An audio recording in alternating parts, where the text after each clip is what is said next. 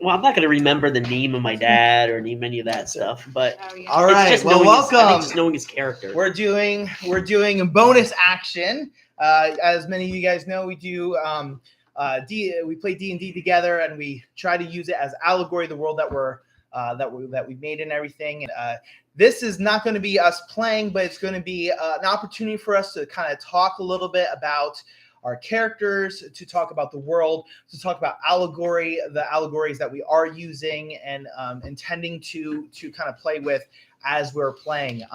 So that's what this is really kind of for, and hopefully we're going to have some fun doing this together and getting the opportunity to talk about some things. It's very informal, but we're looking forward to coming back and playing hopefully in 2 weeks for episode 7. So keep that in mind. Hopefully we'll be back for episode 7 in a couple weeks. It'll be a lot better than other episode 7. Yeah, you never know, right? The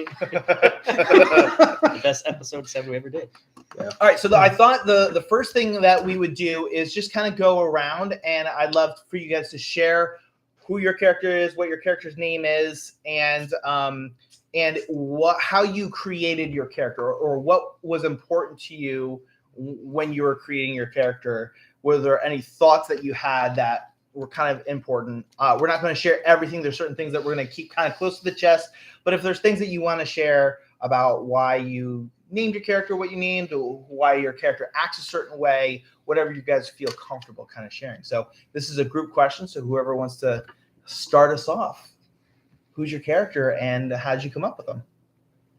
Okay, I'll go first. All right. Okay. Go for it, Jessica.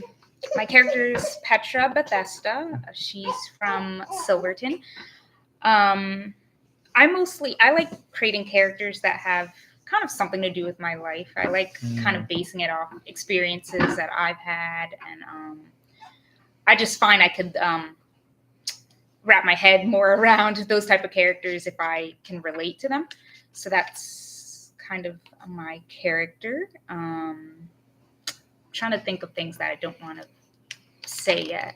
Okay, yeah. She's had some experiences that kind of set her off on a journey to leave the place that she's more comfortable with and to venture out and kind of discover who she is and why she thinks the way she thinks. And she has some doubts and some fears that kind of play on her mind. So she's just kind of going along and searching Great. for answers. I really like how you shared that you kind of wanted a character that kind of reflected some of your own life a little bit back. That's really cool. So thanks for sharing. Someone else want to share your name and go ahead. Yeah, so my character's Martok. So really all I have to say is also very similar to you in person, right? I hope not. Yeah. Well, I designed the character to be more complex and have like a lot of things that need to be discovered by the party and group. And I mean, I think he's probably a lot more complex than I wanted him to be initially. He kind of comes off really strong, but he's definitely not. I think the group's starting to see a real change in the character, and I don't think that he really is the way that everybody perceives him to be. Yeah, and I think that's by design. So, yeah, great point. Yeah, he's provided a lot of entertainment for us so far. All right, others, go ahead. My character is Blaze Brutus. He's a barbarian Goliath, and I think when I created him, I wanted him to have a little bit of mystery in his backstory, kind of where he came from, that he had like more of like some tragic things that happened to him that kind of led him to where he is right now. A lot of time where he has a lot of fear, and I think with him, he has a lot of spiritual issues that he doesn't realize. He doesn't even realize the spiritual, implications of like where he is right now in his life, because he's kind of discovering those things, and that's part of it. But I think for him, like the fear, I think there's some fear in him, even though he's a little bit more quiet and reserved, and he lacks trust in most people. It takes more time. Right. But I think for him, I want there to be like a journey of his kind of figuring out some things like we've talked about in like the spiritual aspect of it. Yeah. As he tries to kind of work through some things, because there's just a lot of things that he still doesn't fully understand. Like he obviously has anger issues. Yeah. And he That's the raging. Yeah, and he does things, and then like when I first created him, I was thinking about Samson in the Bible too. I really wanted him to be very similar to that, where you could still be. He was still he was like a man of God, and God used him, but he had a lot of flaws, Sure. and he would do things, and then he would sincerely regret it.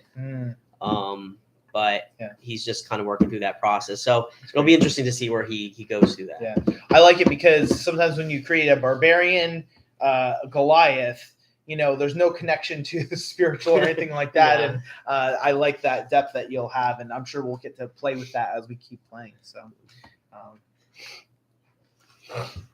Rosemary Asher, halfling, half elf, half human. not a halfling. No, Yeah. not halfling, but half Right. and half. Yeah. Because her father wasn't around, and he's the elf part. She thoroughly hates elves, ironically. And she grew up, because she was a half-breed, was not so desired where she was from, and so she spent a lot of time with animals. So, if you ever wonder why I'm talking to cats or mice, that would be why. They're your friends. They're my only friends. And she's just a very quiet, reserved sort of, used to blending into the background. Cool. But usually from the background is where you can see things more than other people can. There you go. Very good. Very good. My character is Mika. I don't remember her last name. Jacoba. She's quiet. But I think that because of her past, she's very independent, a little bit bitter, and just doesn't really trust people a whole lot, kind of relies on herself and doesn't really need anybody.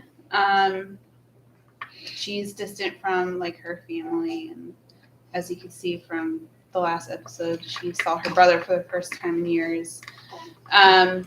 So she's not like, I didn't really base her off of anything. I think some of it was like the quiet side of her, I think, was based a little bit off of me, but like she's very independent, very strong, and I think that was based off of,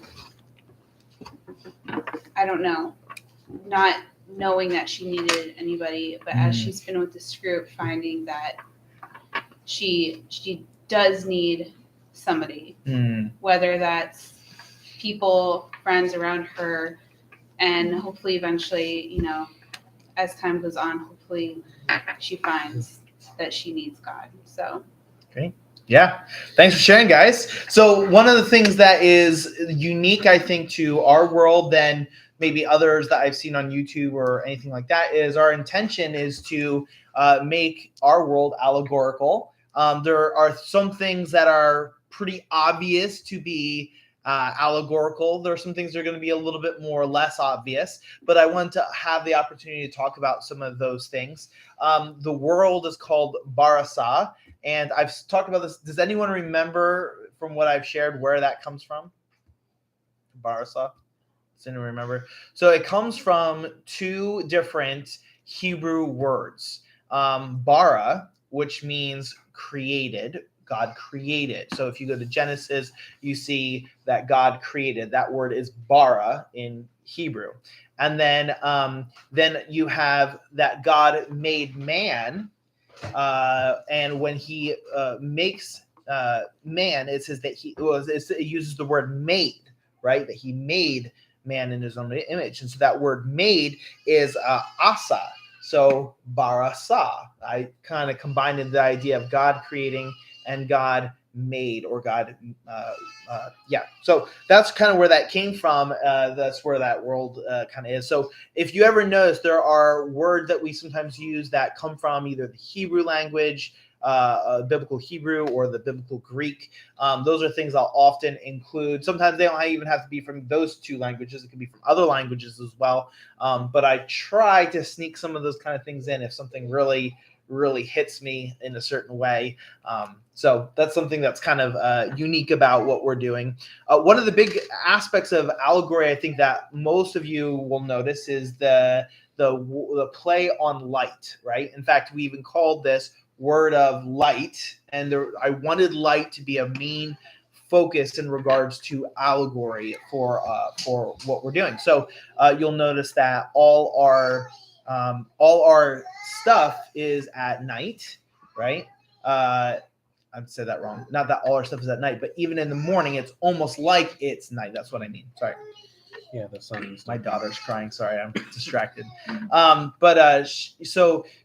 So that's kind of been one of the main things, is that even when you're in on a cloudy day, it's like dim light. It's not real bright light. And there's things that I have in the back of my mind for maybe years and years down the line, if we're still playing this in 10 years or something like that, where I can really play with some of that. Hey, you never know, right? Episode 150. Well, and the other thing, I should say this, it's allegorical, but it's a slow allegory. So it's not like we're ready to do gospel stuff. Here's the Messiah, we're there. It's not really like that. It's really a beginning from Genesis kind of story. And I want it to be over many, many years, not because I don't care about the allegory of the Messiah, but I want it to be kind of like the structure of the Bible, where there were years where they were waiting for the Messiah. They were waiting and waiting. And so I didn't want to just start with, oh, here's the Messiah. This is the gospel. This is where we're at. I wanted it to be a journey that I could play with you guys for many years, with other people. We could have other campaigns. One day I hope my kids will play with me, and I can be putting this online as well and doing this with my kids. So I didn't want to start at the climax of the gospel.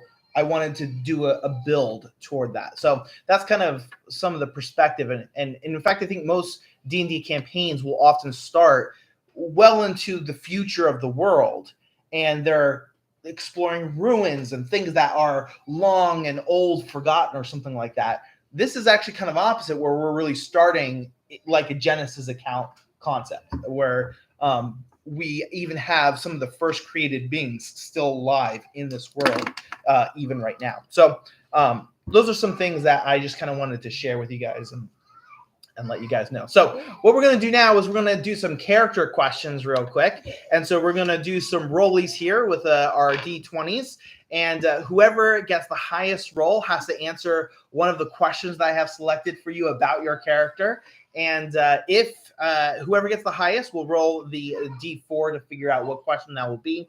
If the D4 lands on a 4, that means one of us have to ask a question of that person. So if you got the highest on the D20, Brent, then and you rolled a 4, one of us have to ask you a question about your character. Or you can ask specifically to Brent, saying, Brent, why did you do this? You can do that too. So let's all start by rolling a D20, and we'll see who gets the highest there. I can't quite see from over there, so maybe someone who can see a little bit better can let me know. I see a 17. Brent? Yeah. That's him? All right. So Brent, you now roll a D4, and we're going to figure out what question you're going to get asked in regards to your character. Right in the fire, don't I? That's right. Right away. You're the first one. 4. You get a 4. So one of us have to ask you a question. Does anyone have a question specifically for Brent or for Brutus that you are interested in knowing, something that you'd like to ask about, something maybe specific even about one of the things that happen in an episode? I wrote all mine, so I feel like one of you guys have to answer, or ask the question. I guess. Yeah. Yeah. So your character was involved in fighting We learned, I think last episode, I think it was. Mm-hmm. I guess you're pretty well known. Could you share more about that background of fighting, like Your fame. how you got there, or all these Good kinds question. of things? I like it. Okay, yeah. Well, it all started when he got to I forget what's that city called? Bridgefall. Bridgefall, Mhm. yeah. When we got to Bridgefall, he's just a very angry individual, as you know, and he got into some fights and got into some trouble there multiple times because he would just, constantly cause ruckus and trouble. And at some point in time, there he was kind of held accountable for it. And part of the way of actually kind of paying that off was getting involved in that.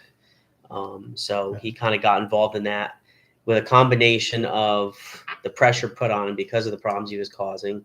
I know there's not really like prison there, but there's still there's still accountability for things. So he was being held accountable for that. And then also he realized it was a way for him to actually get his anger out in more, I guess, that type of environment. And he was so good at it that he pretty much destroyed most of the people he got around. He was, and that's why they called him a champion and everybody feared him. But that's how he kind of got into the whole fighting. And he did that for a while until it just, he got done with it and moved on. But great. Awesome. All right, we're going to roll these again and see who else gets a question here.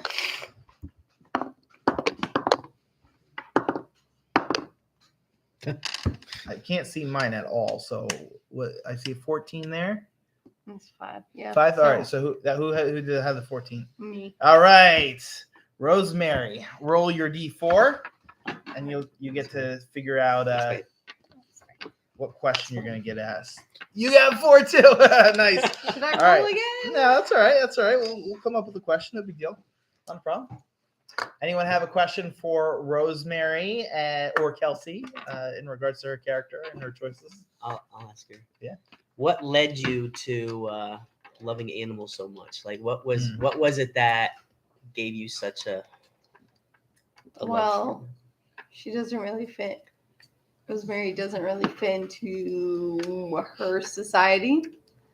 And near where their house was is actually where the Bridgefall stream, river, body of water is. And she spent a lot of time down there with the birds and mice, cats, fish, dogs. Well, fish really aren't good conversationalists, though. You gotta have her talk to some fish.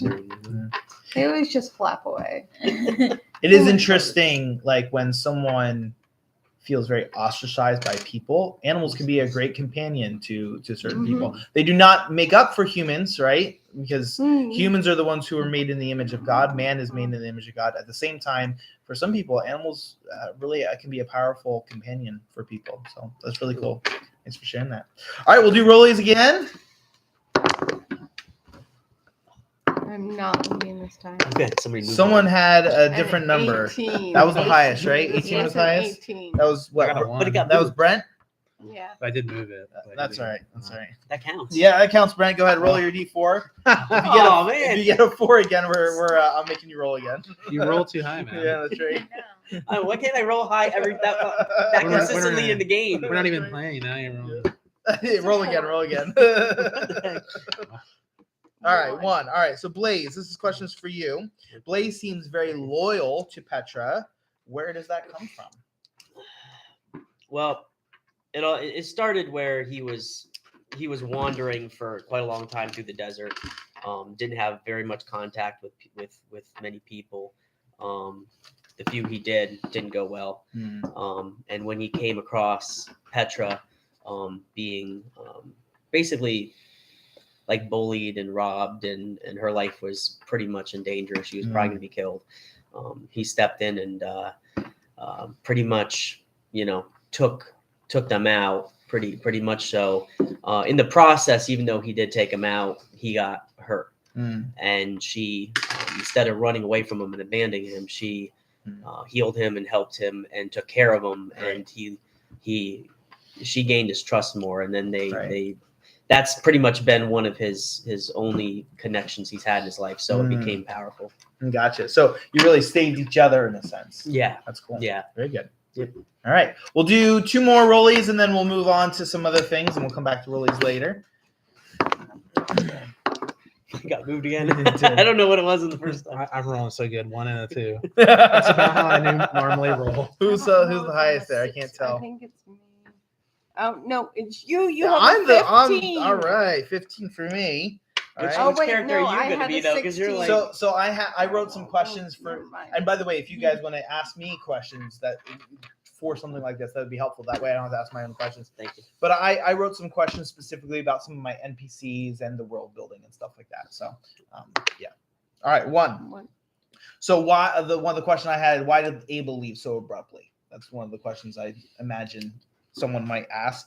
And I think that I did want to talk a little bit about Abel left for a few reasons. Obviously, the confrontation between Martok and him did not go the way he foresaw, did not go the way he intended, and the frustration and anger that was there because of that. Abel was like, "Why do I need to put myself in this situation? This is a little bit ridiculous."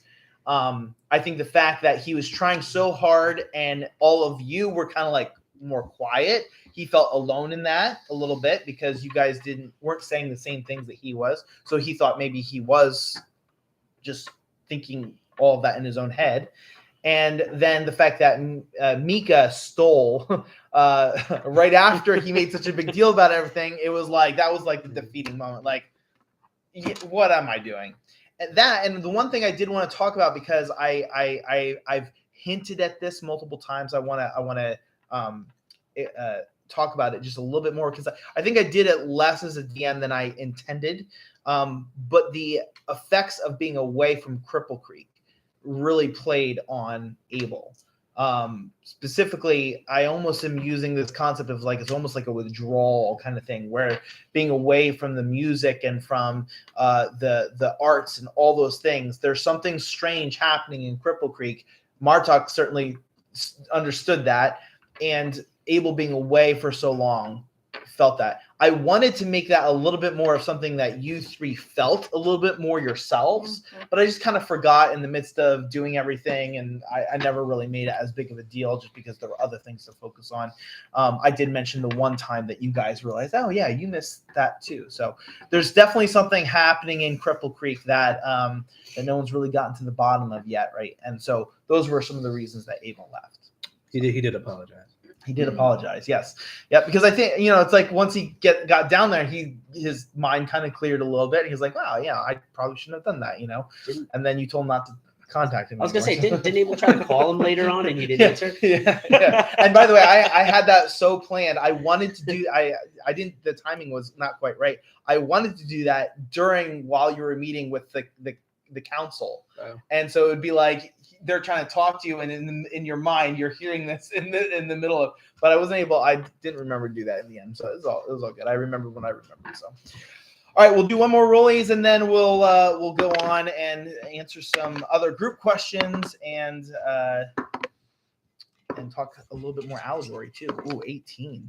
That looks pretty high. There's 18. There's 2 18s. But that one hasn't answered any questions yet. All right, so yeah, let's go with you, Jessica. All right. Thank you. Wow. That one. Wow. It was that one. That one That one died. right there. Brent, you are killing the rolls right now. I know, man. It's amazing. Gonna go back to 1s and 2s in the game. 4. 4. All right, Petra. All right, so who would like to ask Petra a question? What's the relationship with your mother? So some of that you may not be able to answer Yeah. too much, but what would you feel comfortable answering? I wanted to wait till we visited, but I Yeah. could say one thing, that there's some things in her past that she still needs to confront her mom about, and it's been weighing on her. So I'm not going to say yet if her relationship is more in the positive light or the negative light with her mom, but there are some things from her past that she wants to get off her chest when they visit Silverton. That's great. Great question. Yeah. Yeah. Awesome. All right. So the next question I had for you guys is, what allegories have you guys noticed yourselves? Or maybe there's a question as, I wonder if that's allegory or not. Like, what are some things that you may have noticed in regards to what we've done so far? My favorite one so far has been gain the whole world and lose your soul. Yes. Yeah. Yeah, that was cool. I love that Yeah. one. That was a good. Yeah. Yeah. I mean, I just noticed that nobody has this like. Nobody has like a really defined sense of who God is or morals even. Yep. And it seems like they're searching, but they're kind of like sort of groping around in the darkness, you know? Yes. And it seems like, you know, the awakening happened, Mm-hmm. and it seems like some people are starting to make connections, you know? Yeah. Kelsey, I'm going to come back to what you said in just a second because I actually want to do a little focusing on that. But back to what you're saying, I intended that very much so, Brandon. I appreciate you bringing that out because I could have made it like, okay, we've already started. Here's the truth and stuff. And when you look at like Genesis, like who wrote Genesis? No, Moses did, right? Moses wrote the book of Genesis.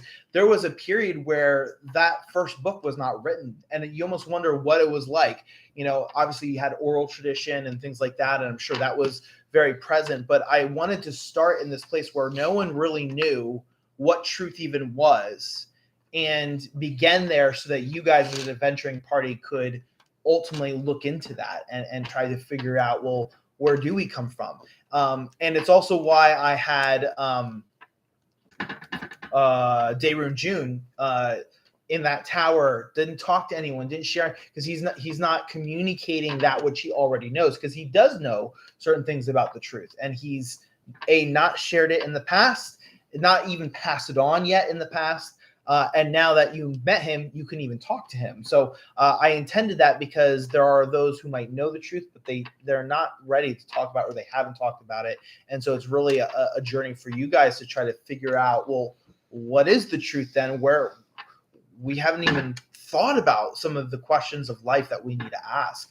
And so I intentionally wanted that our first campaign to be that of discovery, just as maybe it was for some people who read Genesis by Moses for the first time. You know what I mean? Maybe a lot of them knew it because of oral tradition again, but you wonder maybe for some of them, they're like, oh, I didn't know this, you know? So I kind of thought about that too, like the beginning of before Genesis was written. Yeah. And like a lot of people, like I think my character, like just having a conviction of guilt. Like, why is he convicted for something he does? Right. He doesn't really fully understand it. He may know that, okay, like God has built in us like a right and a wrong. Right. But like there's no Bible, there's nothing written. Right. So he doesn't 100% know, why do I feel guilty? Why am I convicted of this? Why do I feel a remorse for something? Yeah. And he doesn't fully understand it yet, but he's battling that. Absolutely. And to that point too, before Genesis, in my world, as well as in the time of Genesis, there was no law, right? So when it comes to conscious conviction, all that kind of thing, like they had to wrestle with that at some point in time too. So before the Ten Commandments, that's right. That's right. So you know, in Moses' day, obviously the Ten Commandments were there, but as Moses writes Genesis and thinks back, they didn't have that at the time. Yeah, that didn't come till like Exodus till later on. So I mean, there was still a large point of time where they didn't have any of that. Right. So that's kind of why I've set it in the place that it's been set, and why it's been such confusion in regards to truth and all that. So yeah, thanks for sharing. Any other allegories that maybe you guys want to mention that has kind of stuck out to you? You don't have to have one, but if you have one, feel free to share. If you think of one, we'll come back to it. I wanted to kind of go back to what you were talking about in regards to that episode about, if you gain the whole world and lose your soul. That was an episode that I had really thought out. First of all, it was your guys' first episode, so I was really wanting to do something that really connected you guys and brought you guys together in some way.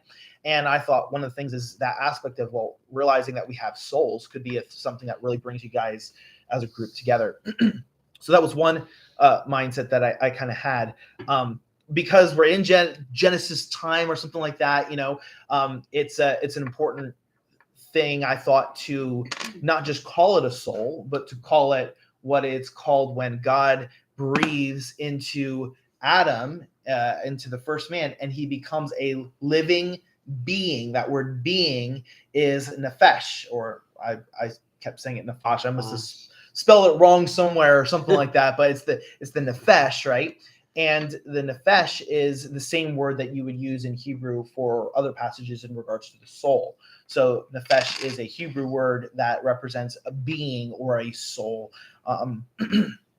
So that was kind of the choices that I kind of made and why I kind of went down that route. I thought it was a little weird to call it like the nefesh, but I wanted to give this idea. I didn't want it to be completely obvious right away. You lose your soul if you receive this. I wanted it to be like, well, what is that? Just like your characters would be, not have thought much about a soul. And so I wanted it to be something that was called something different than a soul.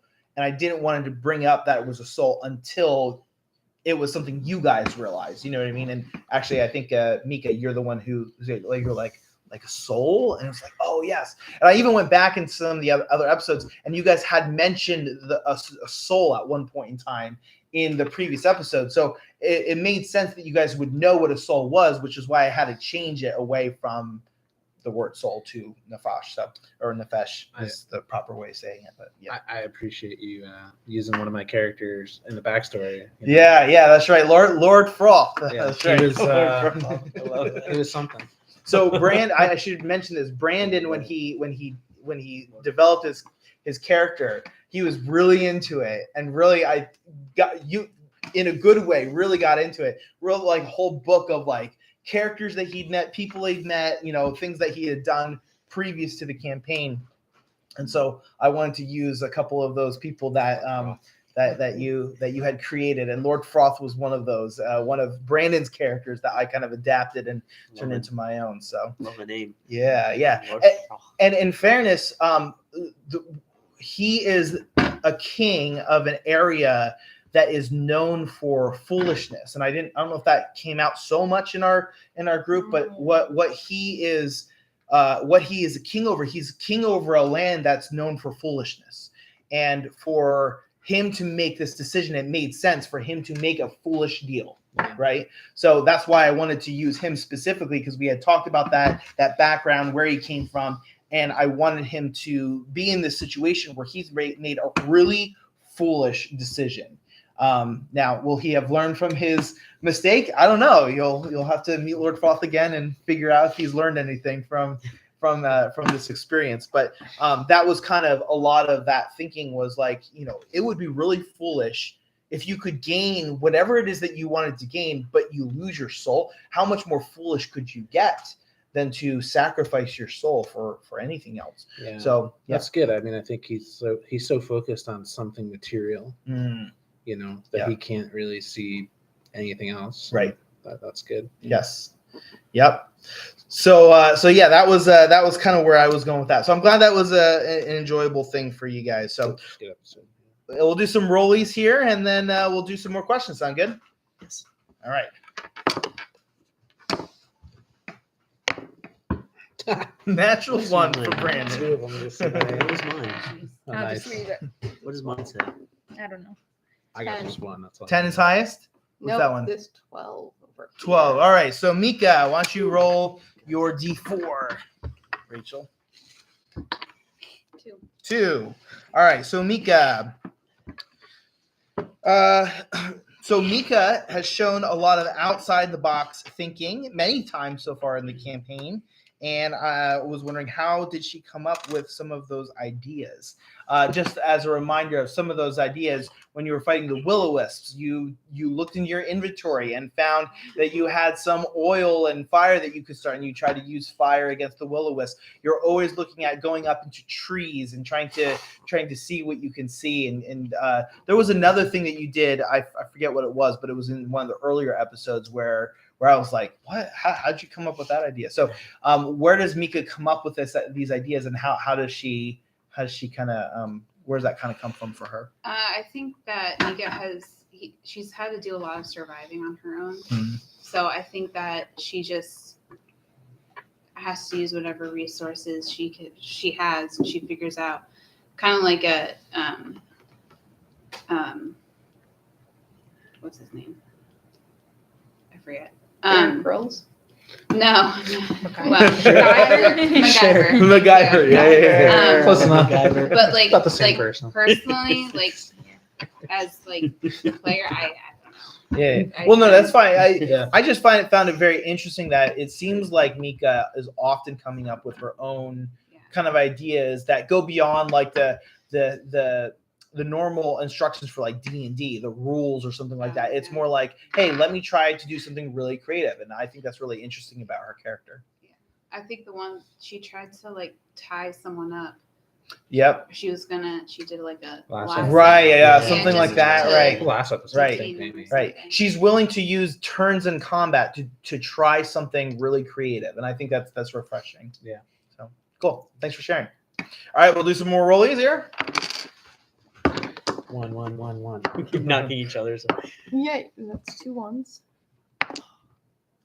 17. All right, Petra. Yeah. Why don't you roll your? I never win it. We'll get to you. No matter No, what. that's Don't fine. worry.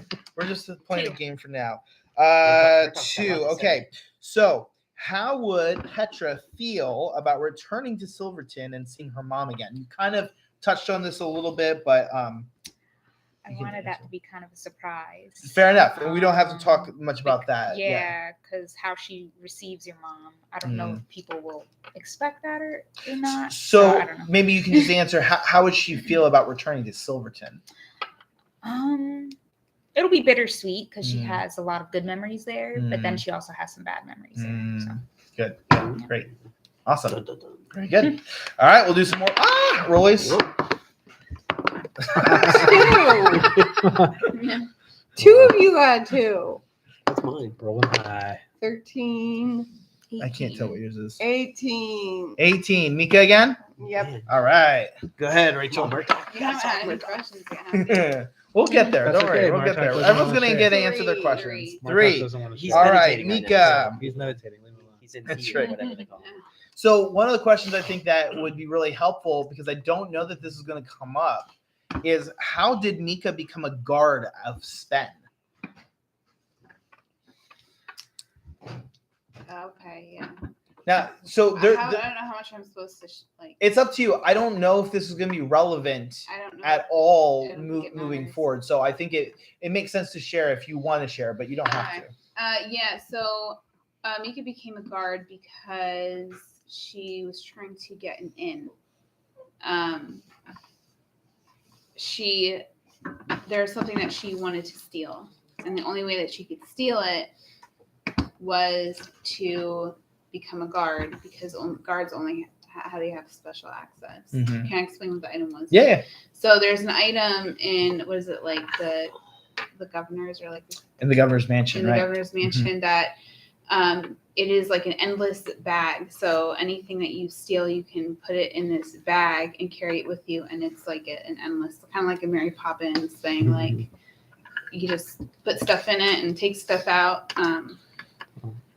I had an opportunity to take it, and I didn't take it, and I don't think it really like matters.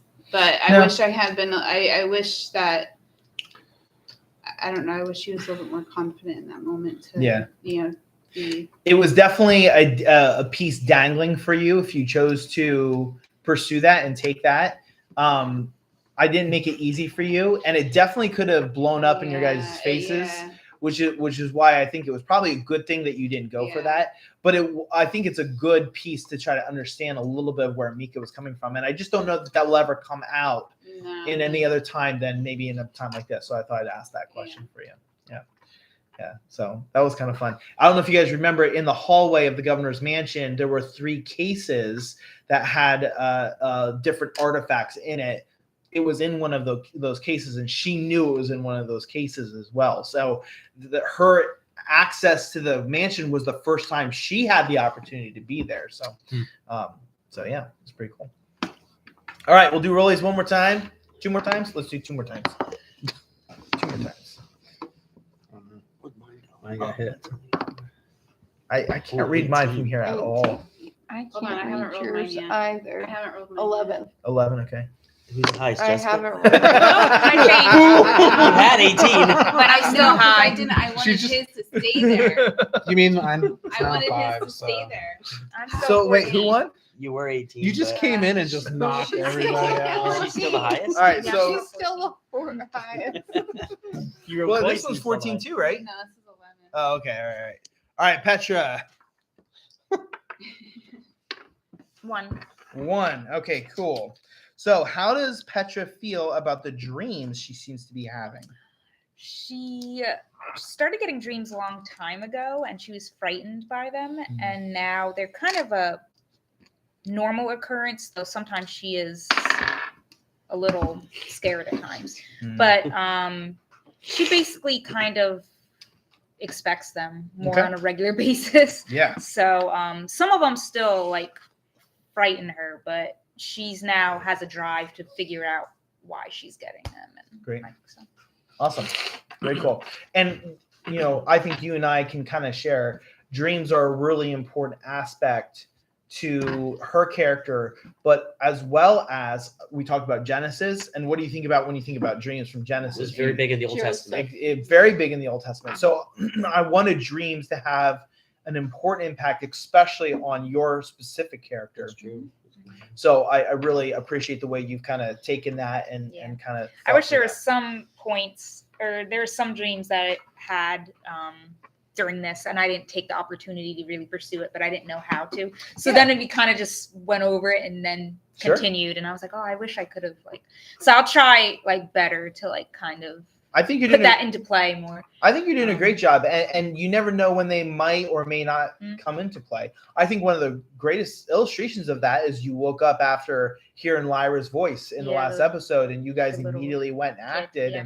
and that was intended to be a dream of the future, but you guys acted on that so quickly and got there so quickly and discovered things so quickly thanks to having that dream. Yeah. So I don't know what you guys would have done that day if you didn't have that dream, but that was like an example of really Yeah. pushing something forward Yeah. and you following that dream and it paying off for you guys by doing that. So that was really good.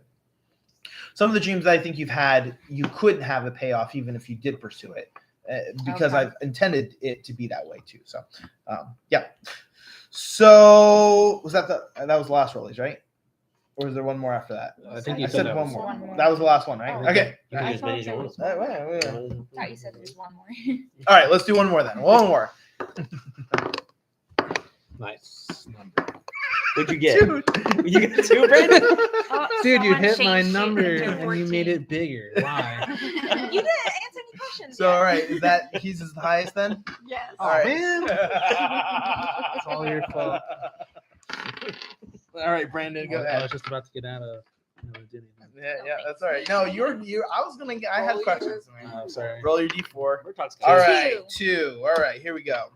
So what was Martok's confrontation with Alma like for him? And I asked this question specifically because you seem to be the kind of character that is going to act. If someone bothers you, it's hard to kind of hold back, and yet you showed a lot of restraint. And I was even listening to the episode back again, and like she was coming at you hard. And Martok, what was that like for Martok to have that kind of experience? Well, it seemed like she knew a lot more about my past than anybody else that he's Yep. encountered, at least recently. And well, he's been trying to sort of hide and sort of deceive even to like conceal his identity. Mm-hmm. And he wasn't really sure how to like take her because she was coming so hard on them, and like knowing obviously my father Right. really made him take a step back. I think. Right. So That's good. And it was funny because you were pretty mad at her too, at Alma. You're like wanting to strangle her, right? No, I remember that time when like I said something and you just made a comment saying she doesn't even acknowledge you. Yeah. And I'm like, how does she not acknowledge the big That's guy right. by barbarian That's standard? right. Yeah. She's a tough woman though, I guess. So this is a question I think that would be helpful for us to answer, because there are those who look at D&D or something like that, and they feel that it is a place where people can practice things that are evil, right? And so there's been a knock on the game D&D for being very evil. And to that point, there are some campaigns that really seem that way, even from my own perspective. So I can understand the concern. And so some might have this question, like, why would you guys allow like lying in your campaign and stealing? Like Martok has lied many times. Mika has stolen things. There's been these things where you're allowing these evil things to happen. Why would we do an allegorical campaign and allow those kind of things in there? So I was wondering how you guys would answer that and what you guys think of that. I think it's refreshing because it's showing that we're human. Mm-hmm. And the best part about what's the word I'm trying to look for? The best part about redemption is seeing where you've come from, which is a sinful state. Yes. So if everything was perfect in the beginning, then what's the end game and end goal? So I actually really enjoyed like your lying and everything. I mean, it was a little entertaining. It was entertaining on my part, but it's also it caught up to him. It did. But it's really that's a lesson in itself. Yeah, absolutely. So it's really cool to see like everyone's journey through. Yeah, Jessica, I think you're absolutely hitting what I was hoping to notice is that yes, there is evil in this world. We are sinners, so we do make mistakes. You can't really appreciate the gospel and redemption if you don't understand the sinfulness from where we come from. And there are examples where, hey, lying, you're going to get a consequence for that. And for Martok, he definitely experienced that. But there may be times you get away with that. Well, that's sometimes true even in real life, is you may have done something and in a sense gotten away with it, but not before God. God knows everything that we do, right? And so the difference for you guys is that the understanding of God isn't there quite yet. So that's hopefully part of what you guys are journeying to discover.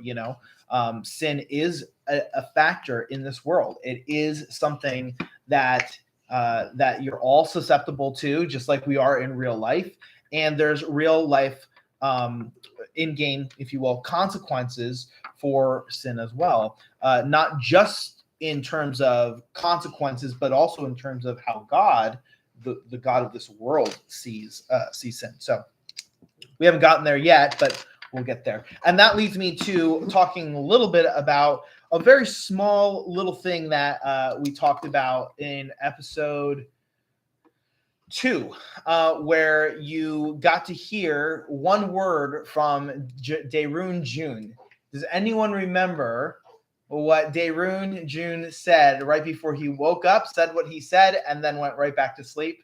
You guys weren't here, so I'm sure you guys have no idea. But I remember the event. I just okay, all right, remember that's fine. You have it. Do you guys remember what he said? Not the what specifically he said, but the concept of what he said, because I made mention to the concept. So he cried out the name. Go ahead. Yeah, he cried Elon. Elon, that's right. Yeah, Elon, which is the name of the God of our world. And that, once again, comes from Hebrew. When Abraham is he's gone and he's fought to get Lot back and everything, and he comes back, and then you have Melchizedek there, and multiple times in that text, the first time God Most High is used in Genesis chapter 14. And if you look in Hebrew, that idea of God Most High is Elon. I think it's like, I can't remember now, El Elon or something like that. El for God, God Elon is Most High or something like that. I might have that a little bit mixed up, but I think that's kind of the where that came from. And so I wanted to give you guys the God of this world. Interestingly enough, Ted Decker, if you ever read his stuff, the Circle series and stuff, he uses Elon as his name for God as well. So I didn't steal it from Ted Decker, although Ted Decker uses that.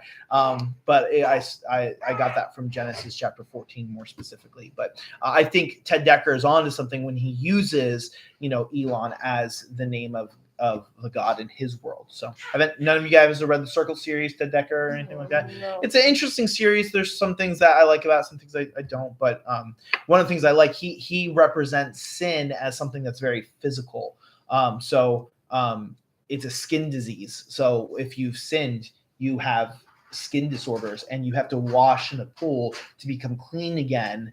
And every time as time goes on, if you haven't washed, you become scaly and flaky, and that's how we kind of represent sin. So it's a very visual way of doing it, which I really like what Ted Decker did. I actually had a thought to include that in my world where, if you've sinned in some way, there's going to be something physical that is noticeable about you, and how bad you're a sinner would be how clearly visibly you have whatever wrong with you. But I ended up going away from that. I decided not to do that. I have another concept which you guys have no real idea of. Your nose is going to grow. Yeah.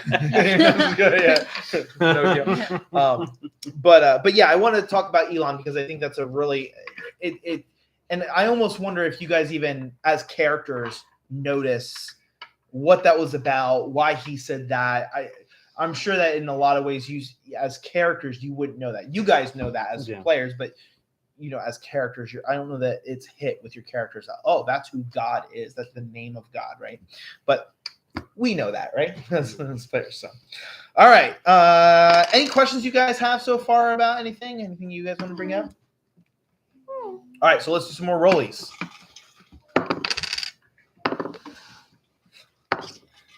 I really like this dice, but I cannot see it from here at all. 17. 17. Brent.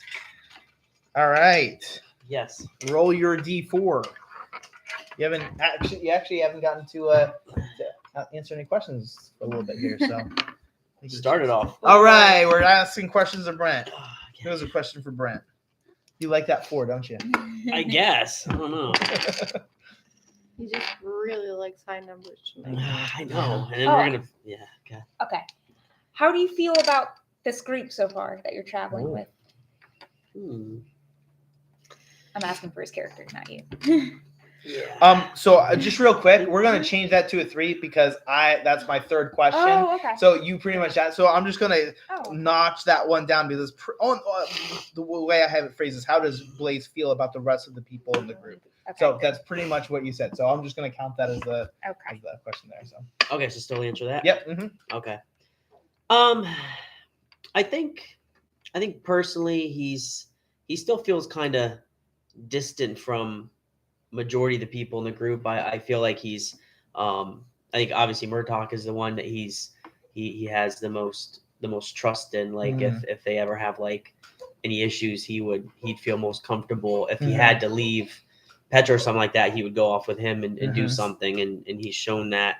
I think maybe he relates to him, and he's kind of concerned about certain things and everything in a sincere way, but he kind of sees some similarities because he's kind of gone through some things.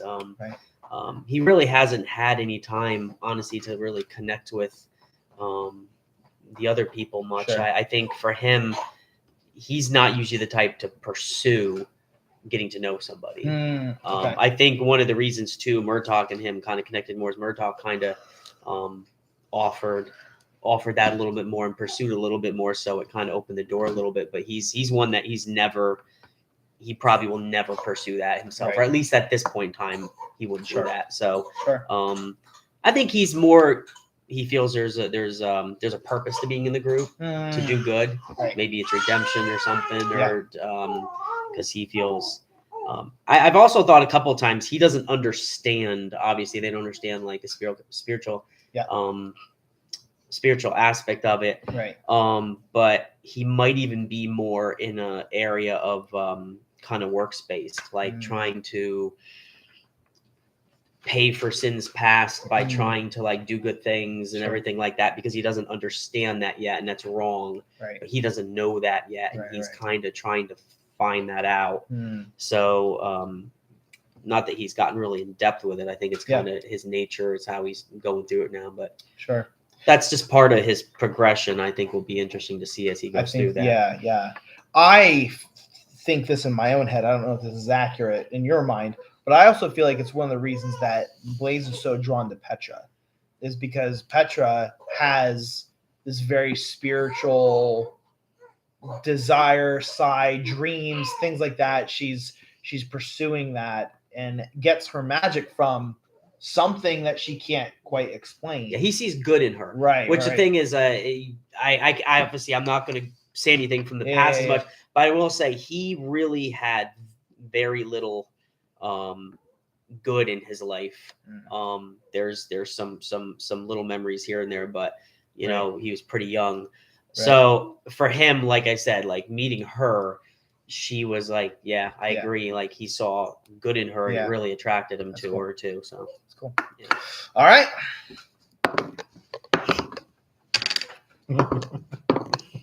I had 12 on mine. What you got? I can't read. Oh, 2 15s. 215. no, Oh, 16. 16. Oh, So who's that? You? That's me. Yes, Rosemary. Yeah. Let's ask some animal questions. All right, Ooh, 3. 3. Did we Go do 3? for it. All right, here we go. So, what was it like for Rosemary to find her family heirloom in a shop? Do you remember that? Oh, Yes. Before us. It's a little bit of a nuanced, specific question, but I was wondering what that was like. Shocking. Yeah. Very surprising, and it was also they were running because they thought so hasn't really processed, just very surprised. Yeah. And Rosemary wants to get back to that, but you know, there's a kidnapper, Sure. an actual kid, Mhm. and someone who kidnaps children. That's right. Yes. Yeah, that was something I wanted to put in there a little bit, depending on if you had a high enough perception, which you did, Yes. and was kind of curious what that was like. I wanted it to be something that you knew specifically was from what you grew up with. It wasn't like a replica or something like that someone else might have had. For you to know that this truly came from your mother, specifically from your family. You know, so yeah, cool. All right, we'll do more rolls again. Nice. All right, who's gonna... 18. You have a loaded die. Oh, my Blaze. You really do have like a low die I tonight. guess. Oh, no, you changed to a 5, Changed if that it. counts. All right. Oh, we'll count it. Fine. Who's the Wait. highest then? Then I'm the highest. All right, Aw. Rosemary again. Go ahead, Rosemary. Oh, because I'm answering too much here, huh? No, it changed. Oh, that counts now? I didn't know if we did that. 2. Okay, It cool. doesn't matter. How does Rosemary feel about her mentor, Mel O'D? Is that from before us too? It is actually. Yeah, they met Mel O'D in episode 3 when they were in Cripple Creek. Okay. And Melody sat down and talked. So his name is Mel, and his last name is OD. So Melody. OD.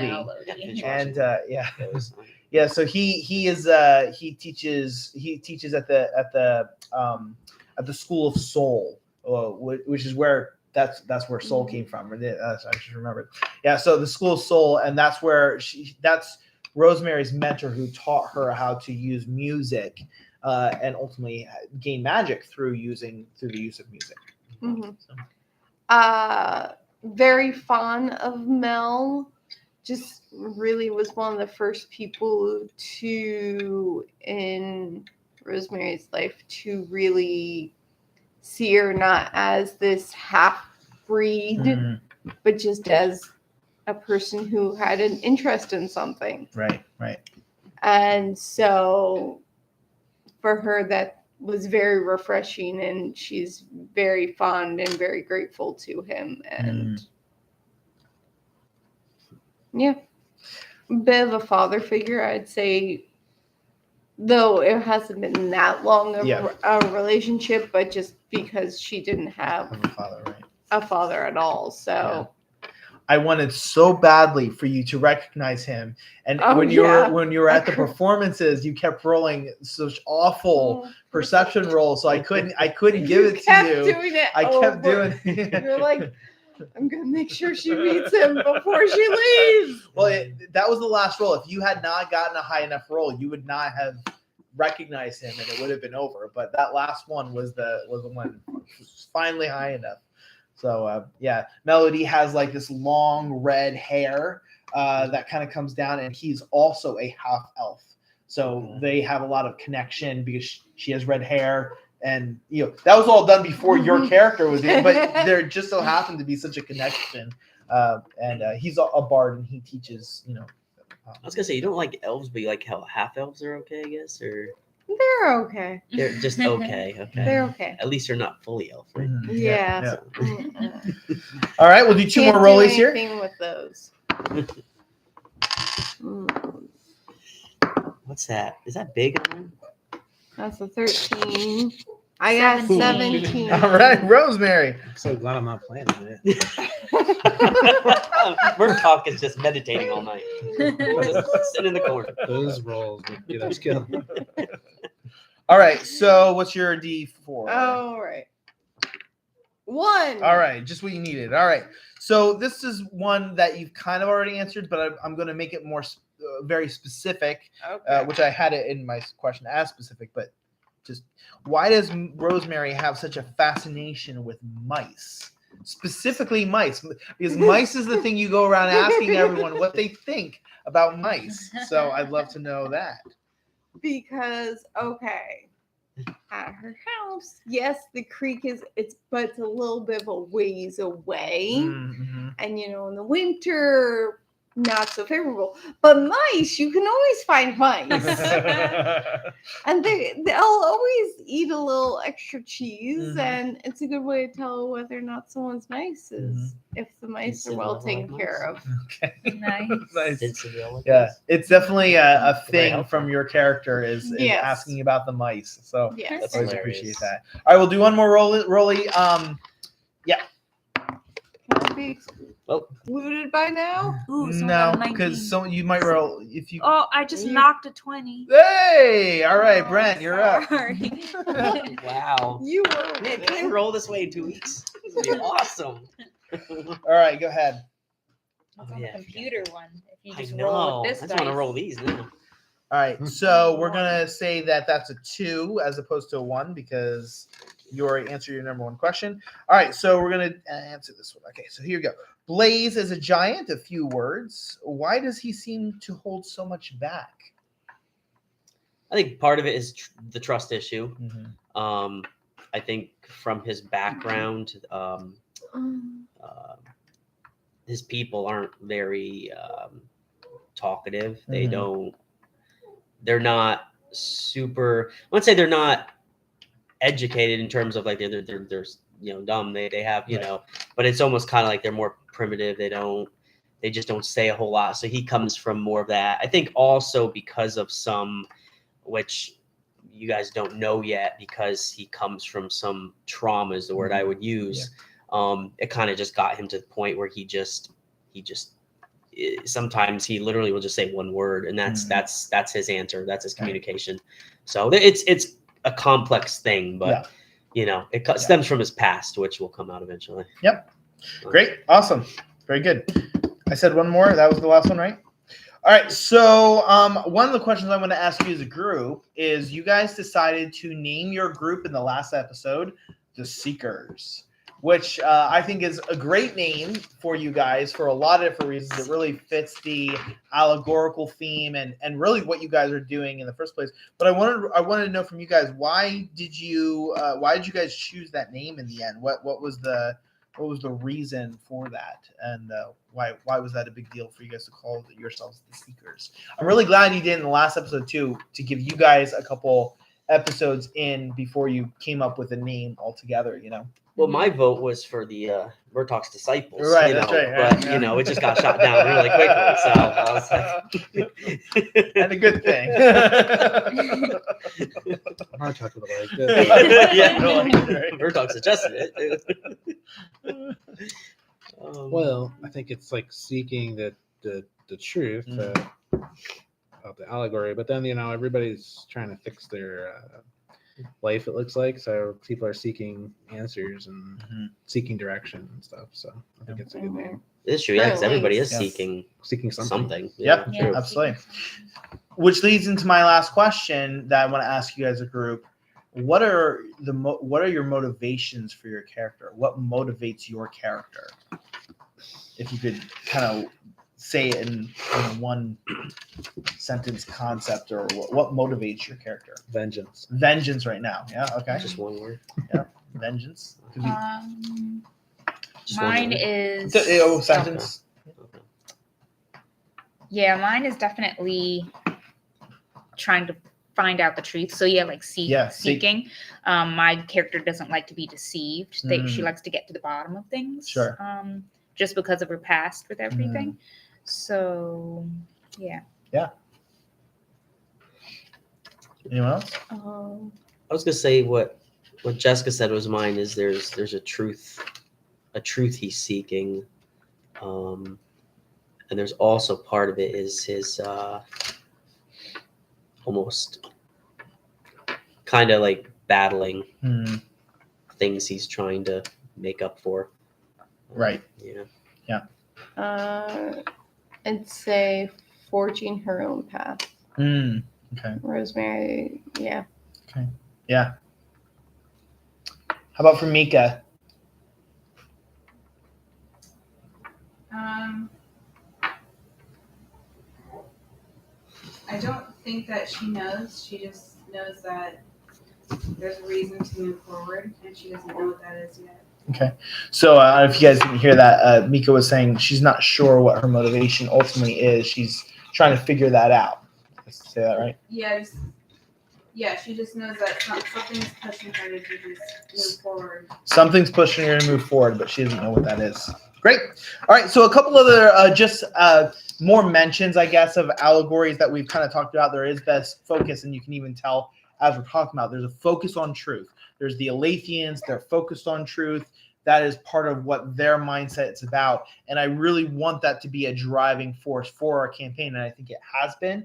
And I'm hopeful that will continue to be. And even naming the Seekers is a good with that. I mentioned dreams being a part of really thinking of Joseph and thinking of the Old Testament and how God used dreams at that time with Jacob. And, there's many, you have even Abraham. And so dreams are a really important aspect to that. And then finally, I wanted to make mention of this because we discussed specifically a character or a, I forget how I described it off the top of my head, but Mirma. Mirma is this idea of the spiritual thing or entity that is evil. And you guys ran into this specifically in relation to the hag that you ultimately killed and burned down her house and burned her body. And her, yep. So she's gone. But that aspect of Mirma and who Mirma was is something that had an impact specifically on you too, Petra, because of the dreams that you've had, and you've had dreams of Mirma. And so I wanted to say this because I think this is important. Again, one of the criticisms of D&D is you're dealing with demonic forces and spiritual things, and you don't want to play with that too much. And I think there's truth to that. But the reason we bring that into our world here is because there's a truth. There are spiritual forces in real life. So if you're going to do allegory, it makes sense to have something that is that spiritual force. So it's not that we're playing with spiritual forces because we think it's fun and cool, and you want to serve a really bad entity or something like that. But it is to try to show that there is a pool. There is the world. There is this a sway that is both in this world as well as in our world today, where there are demonic forces out there that want us to reject God, to reject truth, to reject righteousness. That's why we have to put on the armor of God on a consistent basis. So all of that is intentional, and it's not to make people feel concerned about what we're playing as much as it is to say there are spiritual forces. If you're going to have a world, to just remove spiritual forces completely would make no real sense in this concept. So that is part of what's going on. You can't really have a retelling or allegorical aspect of the Word of God, of the gospel, and not include the demonic forces that are there too. So I did want to make mention of that.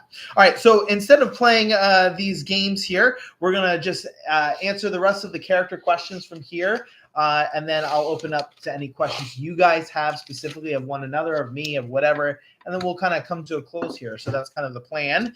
Martok didn't answer many questions, so you'll get the chance to answer some of the ones I have for you. One of the questions I had was, what is it like for Martok to see his uncle again? Well, it was good because, obviously, his uncle is responsible for his life, without this uncle, he'd be dead, Right. 100%. The uncle's been more of a father figure than his own father, and I think it was a positive thing, but I think with what the uncle said, it was kind of scary too. So, yeah. So. Yeah. I thought that was a really cool moment in our campaign. It was one of my favorites to role play so far. It was a lot of fun. So, and then the other question I had for you, Martok, was Martok has lied and exaggerated about so much, and recently, all of a sudden, there's a change. So I guess my question is, why has he lied and exaggerated so much? And then also, why has he begun to turn over a new leaf, as was said multiple times in the last episode? Yeah, that's like. And what does turning over a new joke, leaf right? mean, right? Well, he had that moment, like, you could explain it better because I kind of forget. But he had like a. So which one are you doing? So he had a moment with the dream. Yeah, with the dream. Yeah, yep. Yeah. Okay.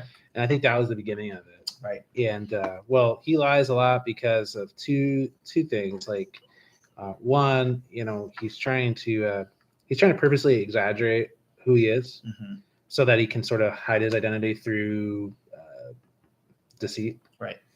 But I think he's purposely told so many ridiculous lies to let people around him know that, well, obviously it's not true. So he's not actually actively trying to deceive.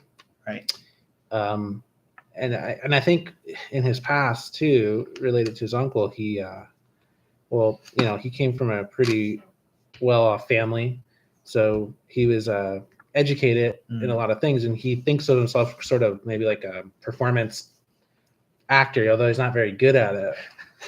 But he thinks of himself as one, and so I think there's that part. So, great, yeah, awesome. Did anyone have any questions for Martok? Because he didn't get a roll of 4 either. So, if you have any questions specifically for him or his character, what is key? What is key? You want to take that? What is key? Oh, so I think that Martok is he's a monk, so it's the energy that he kind of uses to do a lot of the abilities he has, but he only has so much of it because he's not really a skillful monk. Yeah, and he actually probably doesn't really know what ki is either. Yeah, he's probably trying to discover that, but of course, in typical fashion, he's kind of like over exaggerating. Yeah, I think that's a good point. If you ever study the word key, actually, I didn't study back up on this, but I think it comes from there's a Greek word called key, which is like the what, the how, I forget, something along those lines. And I don't know if D&D borrowed that concept from the Greek word or not.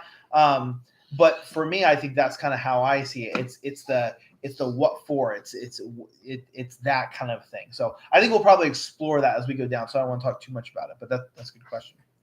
All right. Let's see. Rosemary, you got all your questions asked. Mika, what was it like to see your brother again? Surprising, because there wasn't supposed to be any contact. So not quite sure how to handle that situation, which is why she had brought up her father, because right. Why would you ask me about our father if we're not supposed to be in contact? So surprising. Surprising is what she said. Should I speak louder? Well, I just don't know how much this picks up. Maybe you might be okay. Yeah, but I think a little bit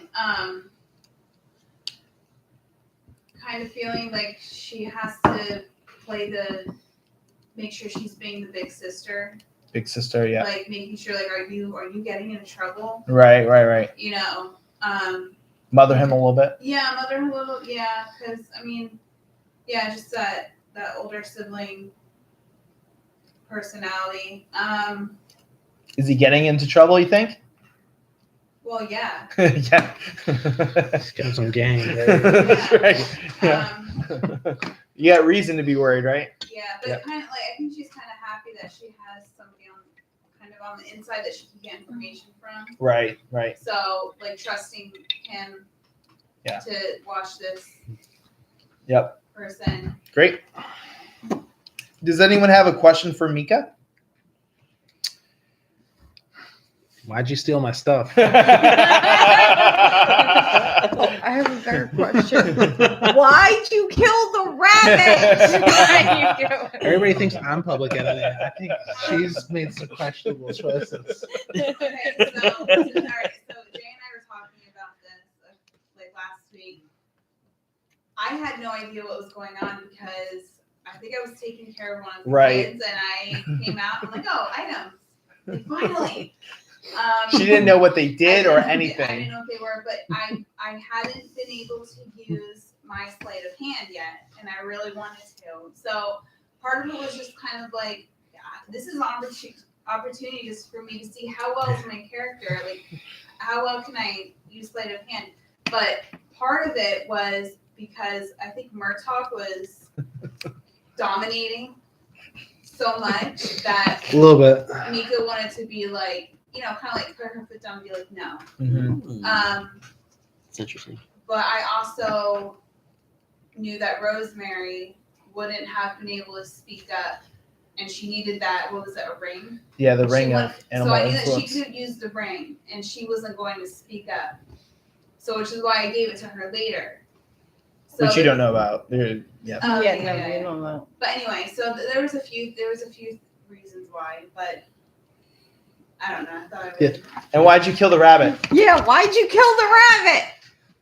I don't know. Something to. Seemed like I don't know. seemed like a good idea at the time. Shock factor. Yeah. Is there supposed to be a little box in the computer or no?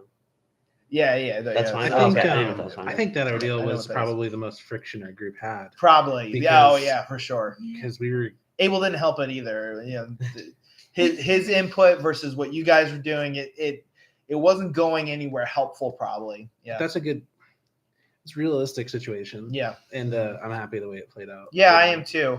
And I think it was really helpful as well for Martok to have that dream afterwards, right after that event, because I don't think it would have sat right with Martok no matter what. Mhm. But I think even after having that dream, that was more like even more so of a factor. Petra, Blaze, you got all your questions asked. Petra shared with the group that she dreamed of them before they met. So that's something you shared in the last episode. How do you think that might impact the group and her? It's not something that's actually gotten focused on because you were dealing with Lyra and all that other stuff. It was kind of like you made mention, hey, I had a dream. Let me tell you about my dream. I've had dreams before. Yeah, I've dreamed about you. Let's go get Lyra. And then it was like kind of like that. So it wasn't focused on. But I'm curious as to how you think, excuse me, that might impact Petra or the group together. I think it would definitely pique the interest of the people in the group, but it may also kind of maybe make them nervous. I don't know, because it's just such a strange thing to like dream about someone before seeing them. Sure. So I don't know if she was expecting a favorable reaction or not, but she did want to mention it and see. And for this purpose, I also wonder if I think you might be able to share, like, how did you meet them? How did the group meet? How did you meet the group? It was when we were walking together over the didn't we see each other in the distance? and then we Right. saw- But why were you walking that way? Do you remember? No, I don't. It was actually. because of the dream. Okay. The dream sent you to go find them. Okay. Right. If so, I think this is not on any of the episodes, but it's something we talked about in our session 0, was that there were 3 words that were said in the dream. Yeah. One was, is it okay if I share that? Or maybe I shouldn't. Yeah, Well, yeah, I might save talk that about it because later, maybe yeah. you'll talk about that later. Yeah, but that dream is ultimately what led you to come and find them. Yeah. It wasn't a chance meeting, right? It was very intentional. So I think that's an important thing to make mention. So great, awesome. I have a bunch of questions. Do you guys care about my questions for myself or not really? I have a question for you. Yeah. Let me answer these two and then I'll answer any Okay. question you guys have. Actually, I already answered that. Did Lord Froth learn his lesson? Yeah, that's. We're not sure yet. Yeah, we're not sure yet. I kind of already answered that. I wanted to answer where did I draw most inspiration from writing my world. So there are a lot of resources that I've used in my world in such a combination of ways, but I wanted to talk about some of the ones that have influenced me the most in writing my world. I'm sort of familiar with Critical Role. Critical Role has had an impact. They're not believers, but they do D&D stuff. So I've learned a lot of the mechanics from them and got creative ideas from them. I would say there's a show called His Dark Materials, which I've gotten. The main character's name is Lyra in that show. So you're not meeting the main character of that show by any means, but some of the ideas that I've gotten from that show have really informed things. Now I'm taking it very differently than the show does completely, but I'm very interested in you guys getting to some of those points because I think there's some things I really want you guys to know. C.S. Lewis, Chronicles of Narnia for sure. Lord of the Rings, I've gotten a lot of ideas from, as well as the Lord of the Rings show that's been out. Those are some of the ones that stand out to me the most in regards to my world building. But there's other ones as well that I've kind of used, and I get an idea. You were gonna say something? Star Wars. Star Wars. I can't say Star Wars has too much. No, but I do love Star Wars. We're gonna need a bounty hunter. Darth Vader might be in one of the We're- cities. isn't he? We're gonna need a right? bounty You hunter never know. character. Yeah. Actually, yeah, bounty So, hunter. That would be awesome. Yeah, maybe. Wow. We'll see. We We'll need see. a bounty hunter. We'll see. All right. So, what questions do you guys have for me, and then we'll kind of wrap up here. And Kelsey, you said you had a question for me. How do you like playing a cat? You know what? Rewatching that episode, it probably was some of the most entertaining It's great. I role loved it. playing that we've done. So I don't know how you guys felt about the cat, but I felt I like like the cat. I had to make up a cat on the spot, and that's kind of what came out. And I was kind of happy with it after rewatching it. So I love Yeah. the process of you getting the voice out at the beginning. That was great. How did I come up with my? I use a lot of different shows and ideas that I have for different voices. I don't know that I have as great of a repertoire with voices as like other DMs might have or something like that. But there's a few that I've kind of worked hard on. Abel's I worked hard on for a long time because he was a character in a previous game. In a current campaign, actually, I'm in that's in another world. That's not the same really character, but I've used him. Melody was a previous character that I had, and Titus was a previous character. So all those had their own distinct voices from characters I've played in the past. And then some of them, like for instance, Pink's voice. I got that from a movie I was watching with my kids. It's Finding Nemo. No, it's like Finding Nemo, but it's not like the fish Finding Nemo. It's like this dream movie. Has anyone ever heard of this? But there's this one character, Nemo is like has these dreams, and he's on his bed and his bed flies and all that kind of stuff. And it's a weird movie. It's a very strange movie. But there's this one character that says something like, "Nemo, you're doing it! Nemo, you're doing it!" or something like that. That's not the right line. But I thought, man, that's an interesting voice. I started working on that, and that became Pink's voice. So sometimes I'll use like characters throughout movies or something like that. I have some character voices in my head that I'm like, oh, I'd love to incorporate that into a character or something like that. So You do a good job of actually remembering them too, because you Yeah, have how do you keep multiple. track? Well, I was Trying, wondering, yeah. you always seem to be very consistent with it. I've never. I think the NPCs that I'm introducing are ones that I'm comfortable with and know. I think it's harder for me when there's one that I haven't thought through as well. So like the cat, for instance, like that was on the spot, on the fly. That was not thought out. But I was even trying to talk to Rachael. How did that cat sound? I had to go back and remind myself because I had not practiced that at all. So it just kind of depends on stuff. But it's amazing what you can do with your voice. I mean, it really is. The human voice can do so many different sounds and sounds I'm sure I'm not even aware that I can make. Even I will say I don't do a lot of accents because I'm really, really bad at them. Like I'm seriously bad at them. I was in a speech class back when I was in college, and that was one of the things I was supposed to do for speech was do a story and play all the parts that were in the story. So I had to have all these different characters. And I tried to do a bunch of different accents for different characters. It was so bad. My teacher laughed at me. He was like, what accent was that? So my whole life, I've never been able to do accents. I've been really, really bad at them. But I'll try to sneak some in. I tried with a recent character. Actually, I forget which character that was.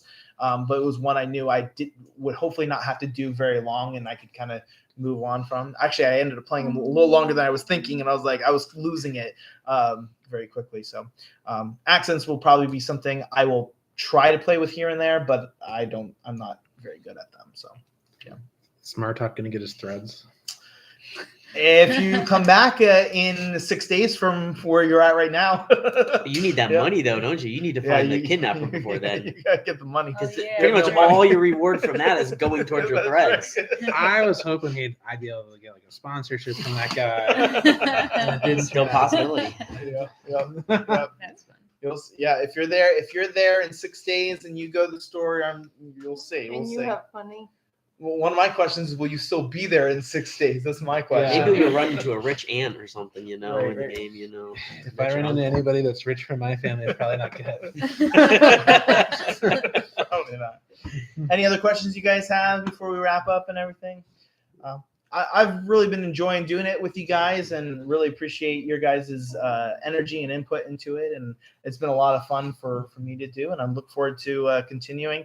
Hopefully in 2 weeks is what we've just talked about, and we'll be back with episode 7 at that point in time.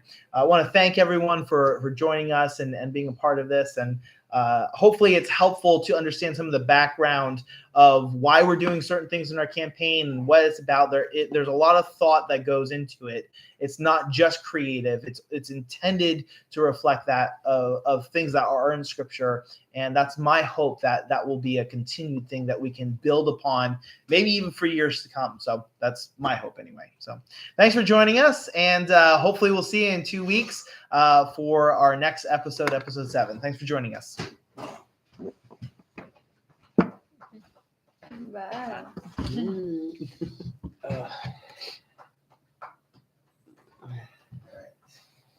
Getting a close up there, JJ. Yeah. Mark